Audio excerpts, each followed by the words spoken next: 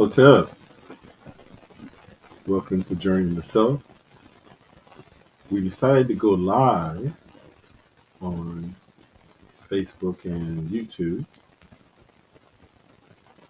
Our topic tonight is going to be the current divide between black men and black women. We'll talk about my perspective on some of the causes and explore possible solutions to the issue. We talked about it a bit in past shows where I've had brother Hassan on, Sister Jasiri, but I wanted to talk about it a bit more now because the even since we had those discussions, it seems that the ante has been upped. The conflict has escalated and seems to be continuing to escalate.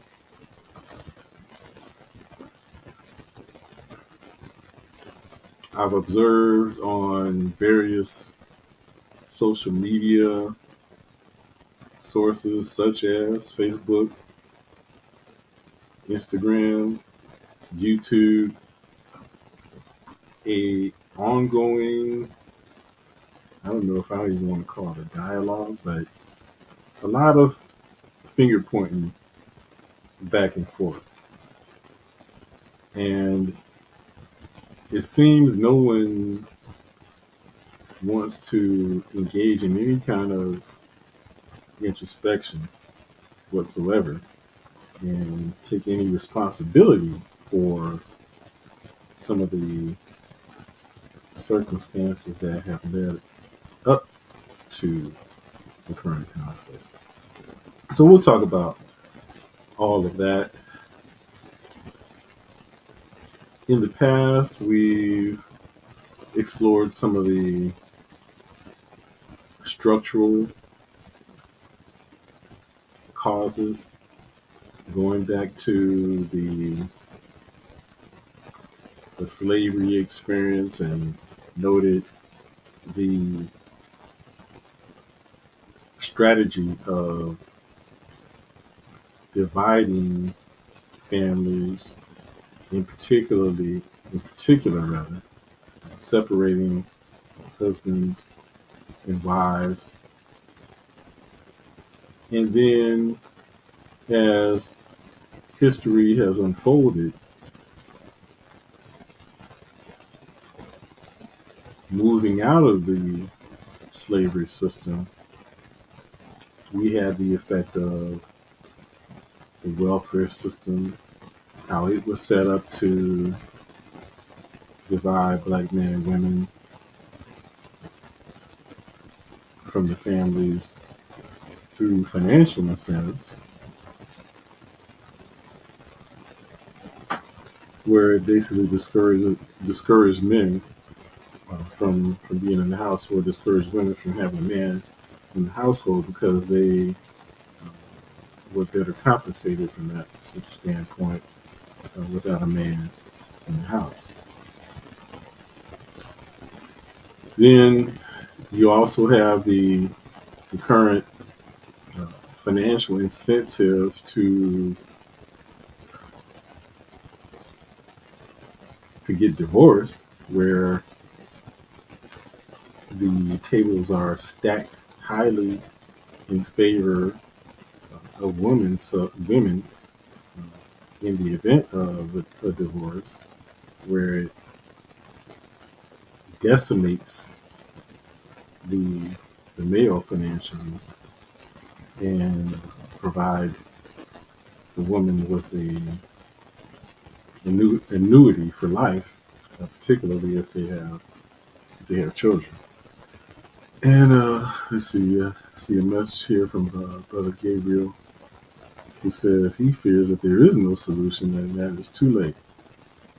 The women won't come correct because they think Zaddy and Miss Ann will save him, and the men are too tired to keep trying. I can feel that, and I can certainly understand that perspective. A lot is going on. So that brings us to current times. And before I really get into current times, I think it's important to just briefly go into the effect that the social aspect of it, in terms of how it has affected the psyche, the respective psyches of black men and black women. I think I would be remiss without going into that briefly. Again, from the effect on the psyche standpoint. So, when you have the perspective that has been created where black women were disincentivized to having a man in the household, combined with the preponderance of programs that have benefited black women financially, examples being the fact that from a equal opportunity standpoint and affirmative action standpoint, black women count as double minorities. And so for companies that are seeking to have a more diverse workforce, meet EEO, equal employment, equal opportunity employment quotas, and to meet affirmative action goals, they're more incentivized to have a woman be recruited because they take up to they count basically as double minorities. They're women and so-called minorities. And I don't like, of course, to use the term minorities because we're not. We're the majority in the world. But that's a discussion for another time. But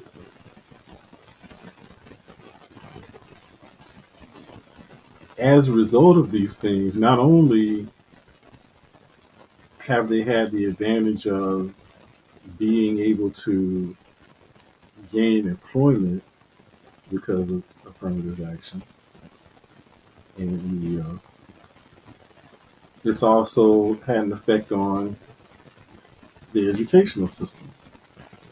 And so, in the same way as women have an advantage in terms of employment and income, they have also had the benefit of having more access to education, which in turn leads to more income. The effect of that, particularly on the female psyche, feeds into the perspective of not needing a man. And it presents for them somewhat of a superiority complex, which affects how they interact with men. Not only does it affect the way they interact with men, but it affects the way they raise their male children and ends up affecting their psyche. And depending upon how they process it, they could either have a negative self perception because their mother is bitter because of her experiences with men,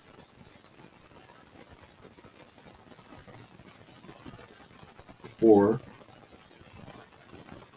they have the perspective that they don't need men, and kind of foster a subtle type of hatred towards men. And so the male child either hates himself as a man and sees things from the perspective of his mother, or he resents his mother and thus resents women, black women in particular. And so that creates conflict. And then we discussed the aspect of black feminism and the effect that that has had on the black community. In the past, we talked about the fact that in the black community, even going back to the post Reconstruction period after slavery, there has never been a need for feminism in the black community. Because, as we just pointed out, women have always had an economic advantage.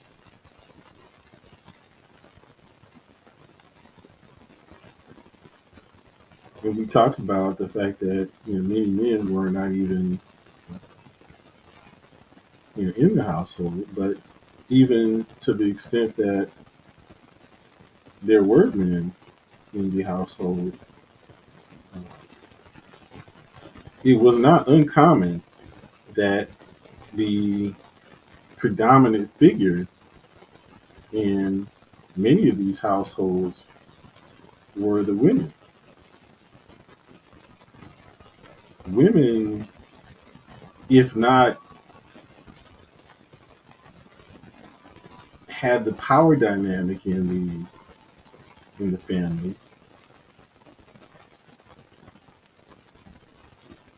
then you had more balance between men and female. But often it was more of the black female influence.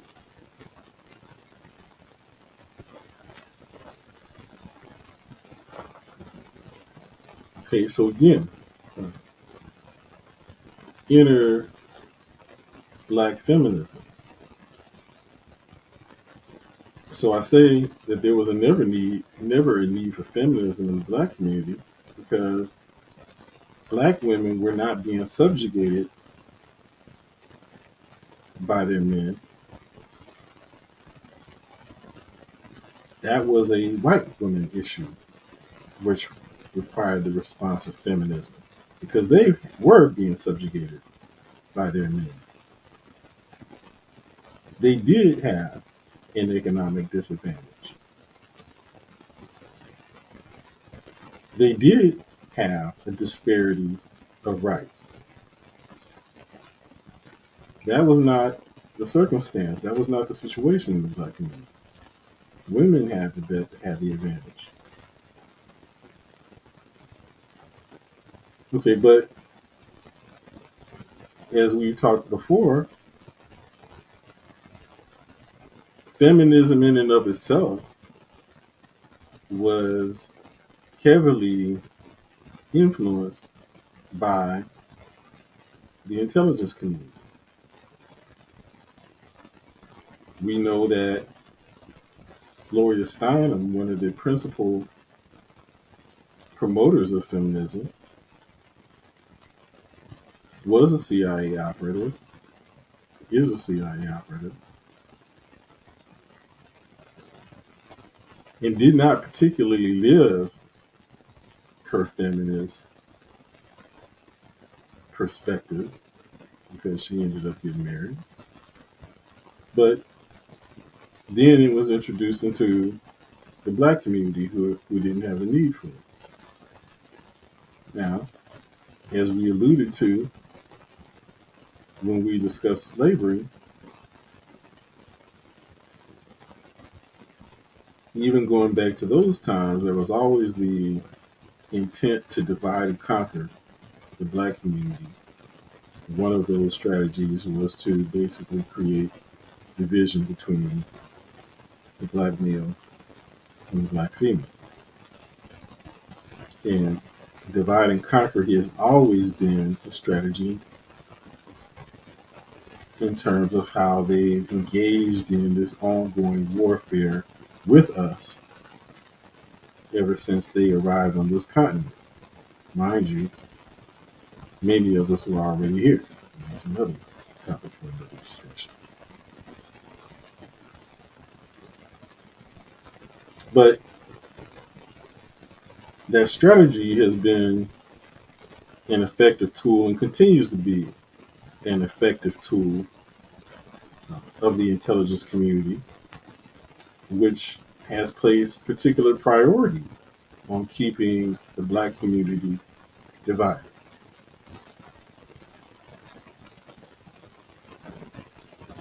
Which brings us to current times.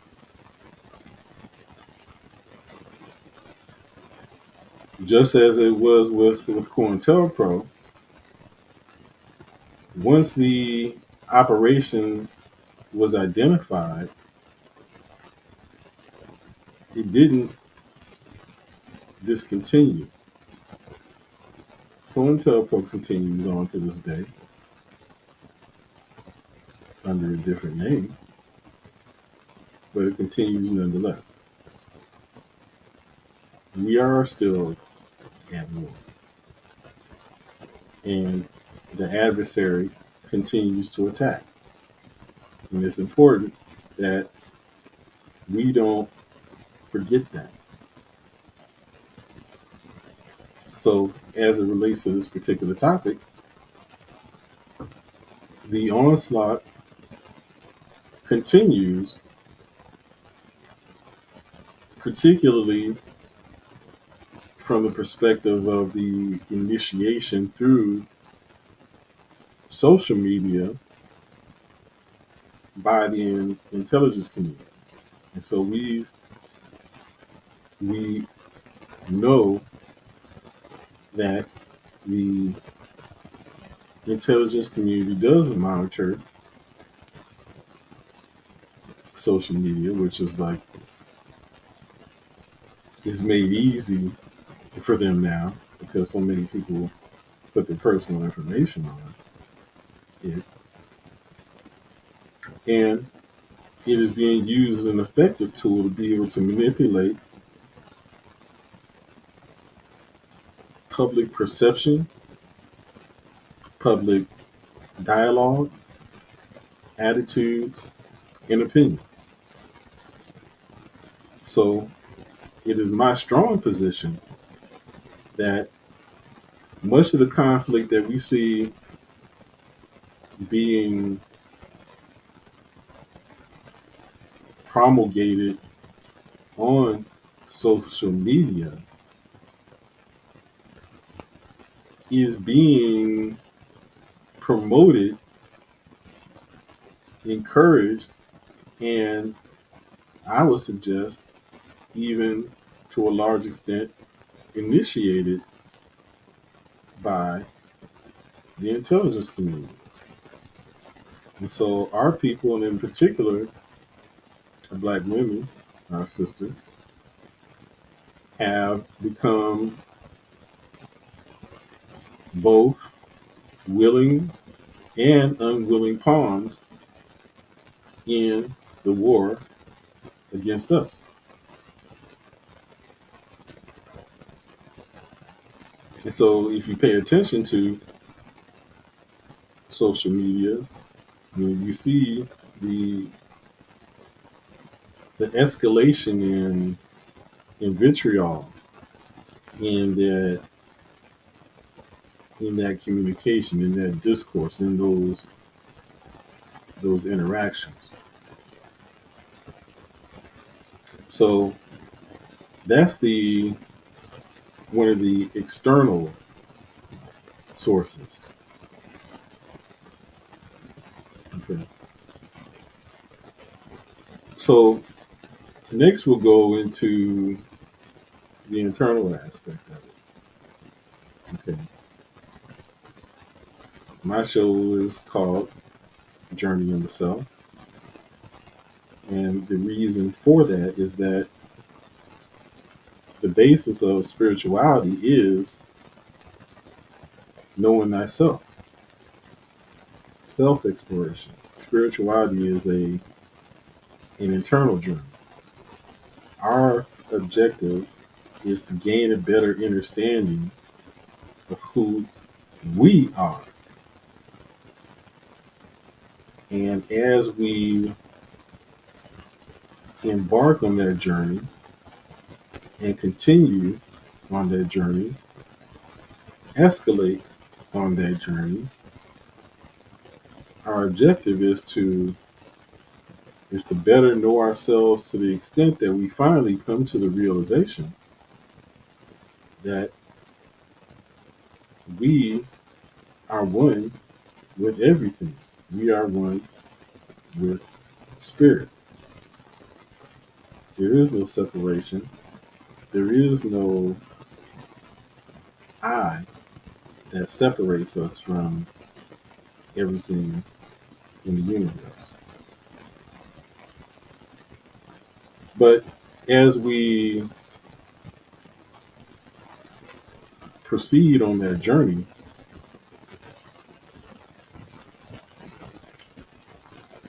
it is important for us to continuously engage in self reflection, introspection, so that we can understand the nature of the things that influence us, so that we can understand the why behind what we do, what choices that we make, what actions that we engage in, what is causing us to react the way we do.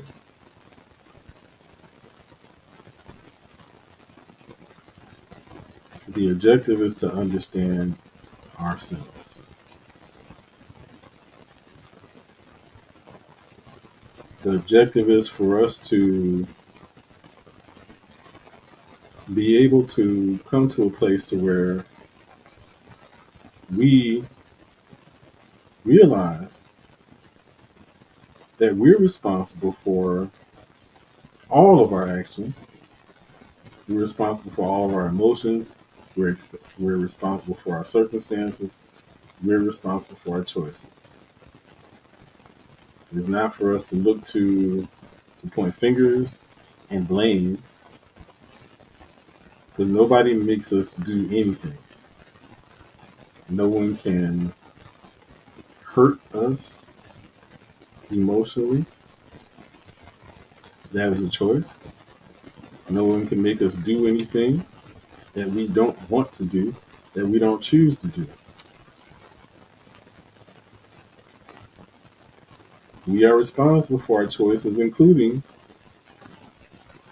the choices that we make in a relationship partner. And many of us choose not to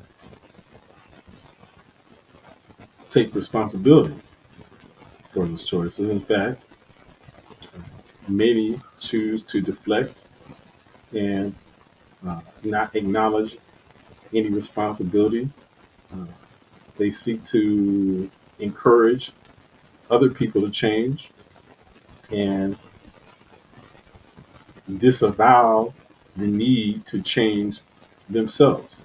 They disavow the need to make better choices. Not too long ago, I I posted when I observed a black woman saying something to the extent of, stop telling women to make better choices but tell men to be better.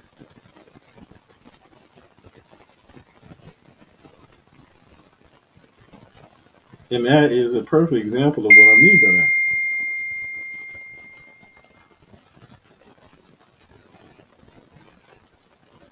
Deflection. We know that everyone's not going to make the right choice. Everyone is not going to be on a path of ascension. Everyone is not going to do the right thing. All people are at different levels of consciousness, of awareness. And so it is upon us to, all of us, including women, to make the right choice for a relationship partner and to accept responsibility when we make a bad decision. No one made us make a choice for a relationship partner. A lot of people will want to say, well, such and such uh, didn't show who they truly were. They deceived me.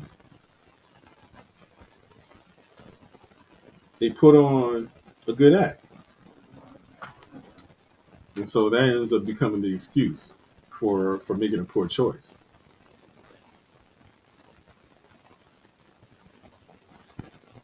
But what happened to intuition? And, and I'll say this, women are stronger with intuition than men are. They refer to women as intuition. But we all have intuition. So, and intuition is actually our higher self. And so when they talk about women's intuition, is because women are more innately in tune with their higher self. Innately. It takes more work and focus on men because men are more on the rational side and don't tune into the intuition as much. But we all have intuition, so that's not to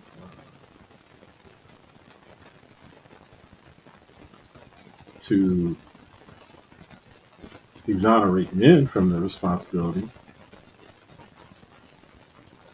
But we all have intuition. We just don't always listen to it.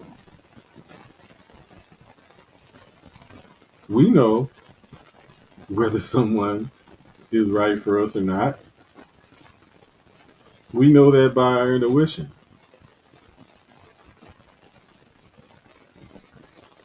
And when I say intuition,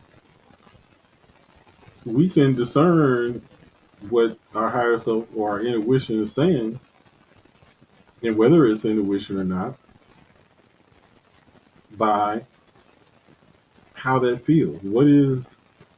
How do we feel when we're making a decision? How do we feel about a particular person? We know when someone is right and when someone is not right.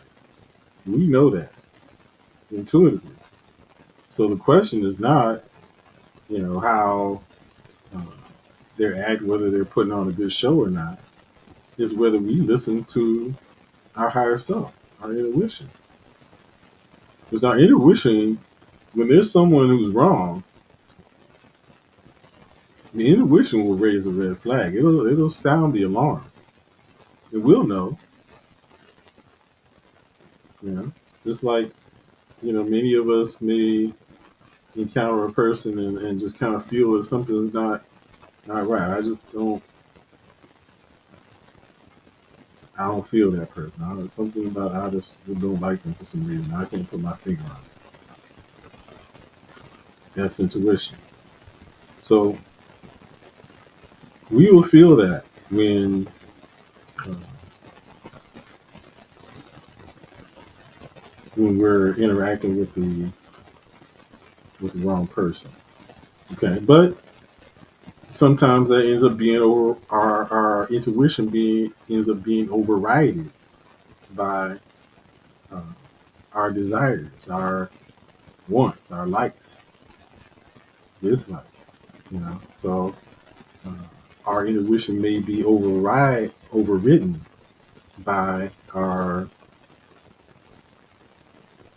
desire for excitement, uh, their physical appearance, the the physical attraction that we might have. We can feel a certain amount of physical chemistry between us and that person. Um, and so, that's those are the influences of the lower self, that will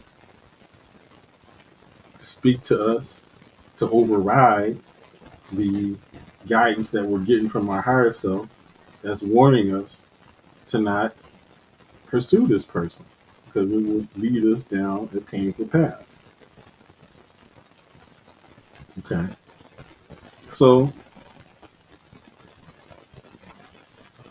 when we make a bad decision, and I've been there, I made some bad decisions and uh, suffered substantially from those bad decisions.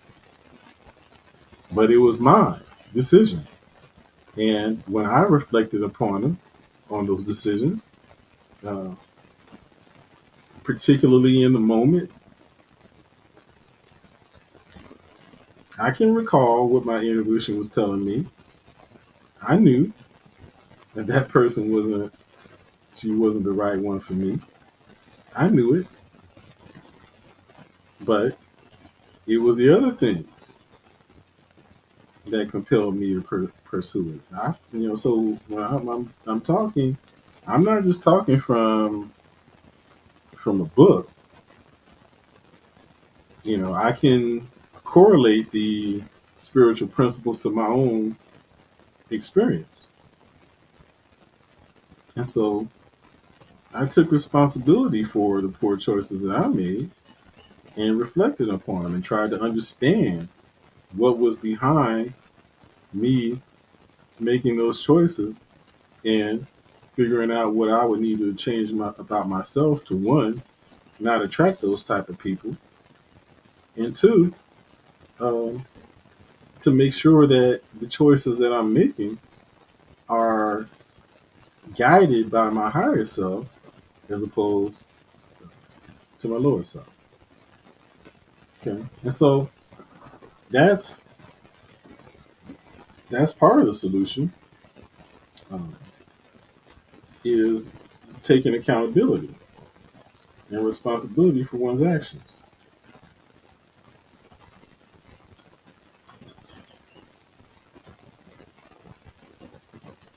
and not blaming and deflecting and pointing fingers at the other person, because we can't change other people. It's not our responsibility to change other people. It's not possible for us to change other people. So the argument to tell men to change or women to change is weak.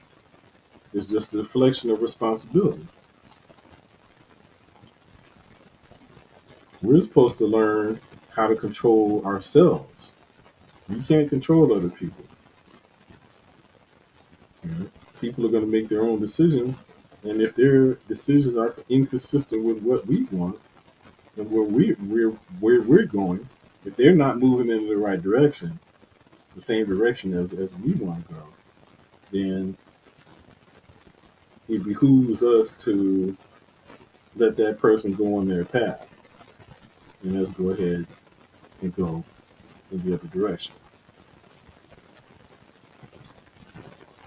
The other issue is the fact that people who are considering relationships these days are doing so from a very selfish perspective. And unfortunately, as the case is, to be honest, uh, that has become uh, a heightened reality for many black women in this country. And that's not to say, that everyone doesn't have selfish motivations, but that has been heightened. And I will say again that that attitude has been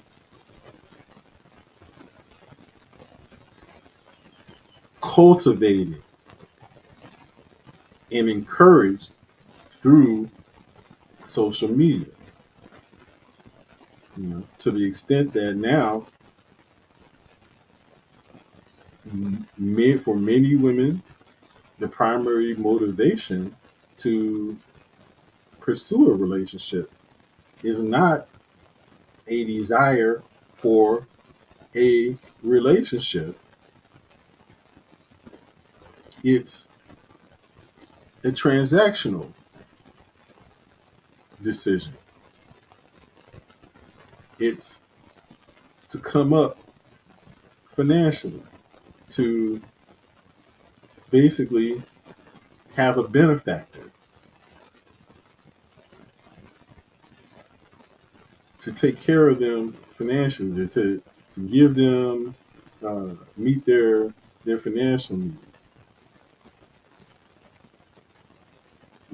Black men are being expected to take care of women and uh, pay their bills and pay for their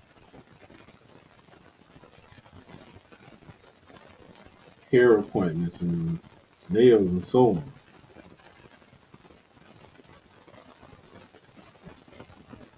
And then when men ask, what do women bring to the table, then they're attacked. But where in all of this is relationship? And this isn't being addressed from either the male or female perspective. What is relationship? Relationship is essentially boils down to the root word in that word, relate.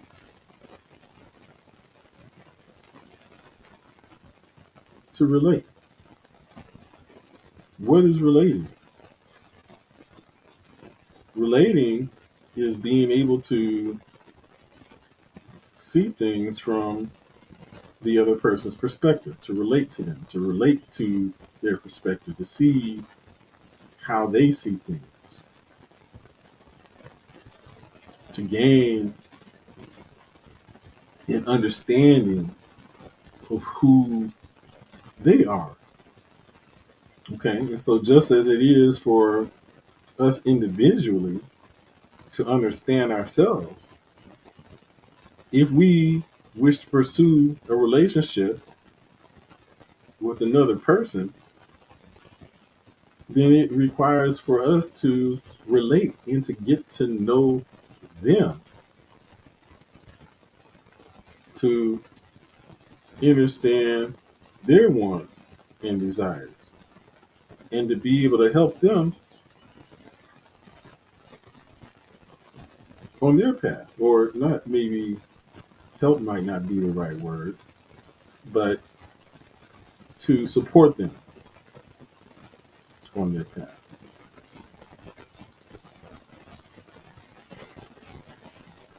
And that's what we want to find in a partner, someone who is on the same path as us and will support us on our respective journeys. All journeys aren't going to be the same, but there's some of us who are moving in the right in the same direction. We might have not had exactly the same path because everyone's different, but we can support each other on our paths, given that we're moving in the same direction. But no one is trying to relate these days. Everyone just wants and is focused on getting what they want, and the it's a transactional relationship. It's give me this and I'll give you that. That's business. That's a transaction.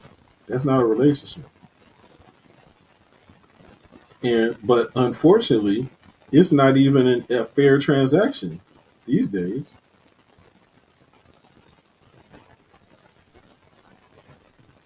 because the reasons that I laid out in the beginning,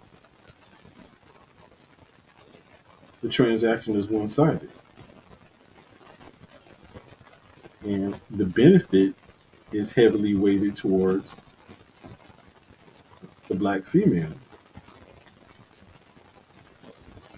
with the ultimate effect of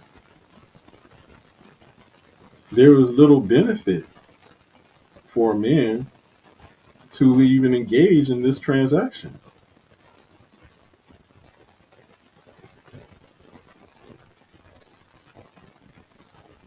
What is the man to receive for his investment?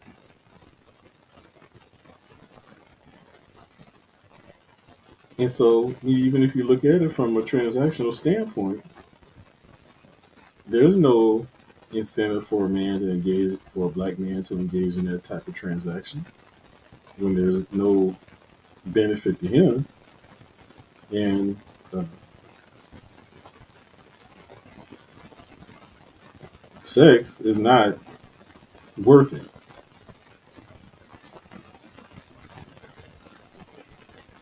It's just not. Um, and the reality of things is that for a man who, a black man who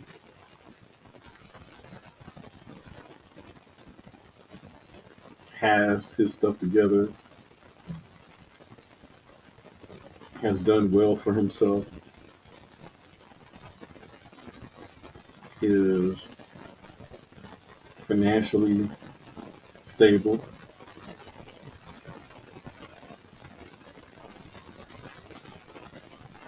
has resources. For a man like that, what incentive is there for him? And it's important to realize that a man in that position, a black man in that position in particular, uh, whether people want to acknowledge this or not, the black man is in high demand. And the black man has many more choices than the black woman in a similar position. So, given the transactional nature of these relationships, what incentive is there for a black man in that position to want to consummate that transaction? There is very, very little. Okay. So that's the landscape as I see it. But from my perspective, what it's going to end up coming down to is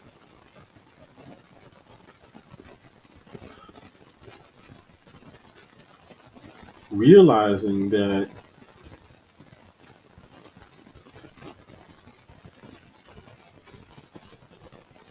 this is a, whether people want to realize it or not, we are all on a spiritual journey.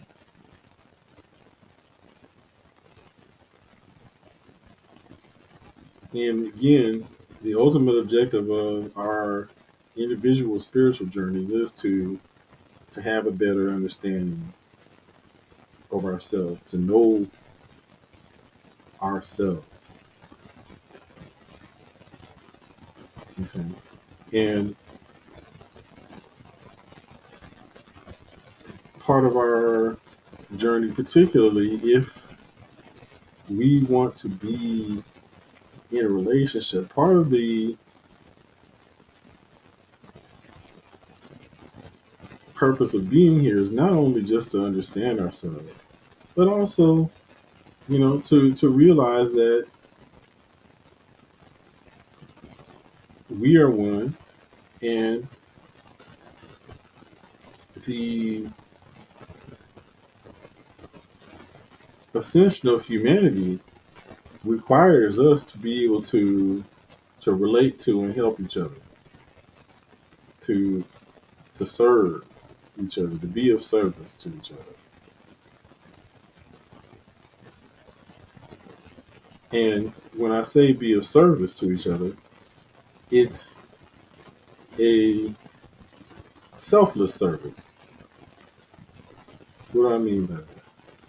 Selfless service is being of service without the expectation of receiving something in return. Okay. The opposite of transactional. Do it because you want to, because you want to see that other person be happy. That you know that after having interacted with them, listening to them, hearing them express their wants and desires, things that they perceive as positive experiences, things that make them happy, or they interpret them as making them happy. That's another conversation as well. But I mean, we all have likes and dislikes, and so doing things that make others happy is rewarding. Just being able to see another person smile and appreciate what we're doing for them. But not doing so even just to receive thanks or acknowledgement of it. Just doing it just because that's something that you want to do. That's what you want to contribute to them. And realizing that in service, we get it back.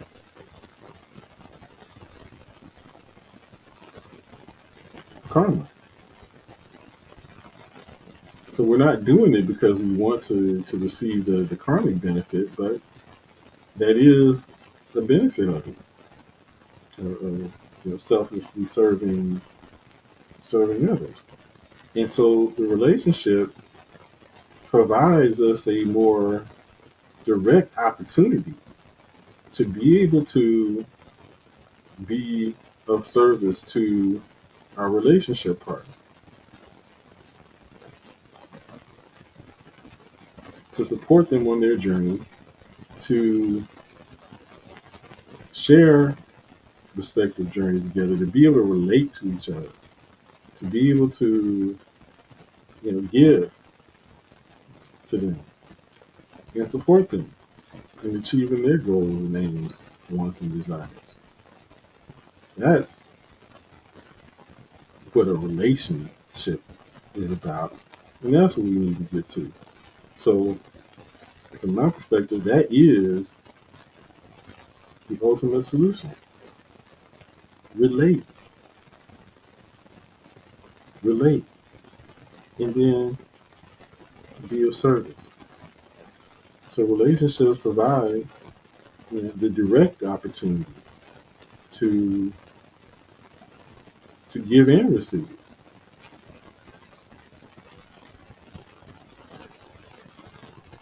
And it's important to have both, to give and receive. It has to be reciprocal.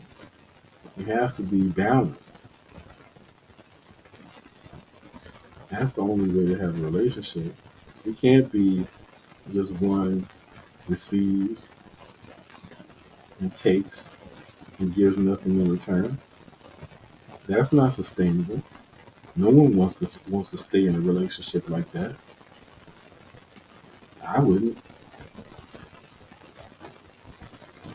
You wouldn't either, whether you're male or female. So, look at things from the other person's perspective. You know, ultimately, when it comes to other people and how we relate to other people, it goes back to the simple golden rule that we learn as children: do unto others as if you would have others do unto you. Okay, and so if you would want someone to do for you based upon what you have communicated to them in terms of what your likes, dislikes are, and things that you perceive as being things that make you happy, then once someone has communicated that to you, you would want them to do those things for you. And so if you would want them to do that for you, you start by doing that yourself, doing for them what you would want them to do for you. So relationships aren't really that hard, and that's a simple solution.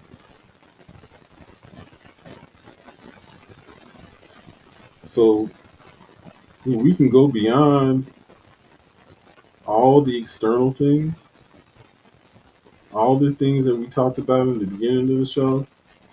These are all external forces, and they will be there. They'll continue to be there.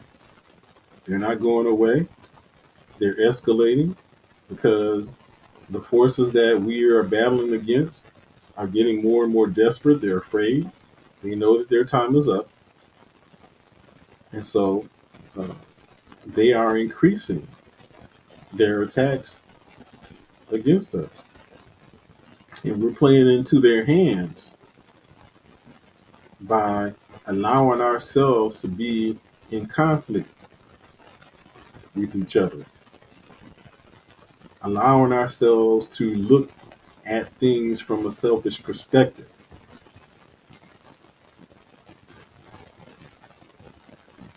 That is how they look at the world. It is not for us to mimic them. It is not for us to mimic uh, selfish, egoic behavior. That is not who we are. That's not who we're supposed to be. We're supposed to be higher than that. So I would encourage people to engage in silence, self-reflection, introspection,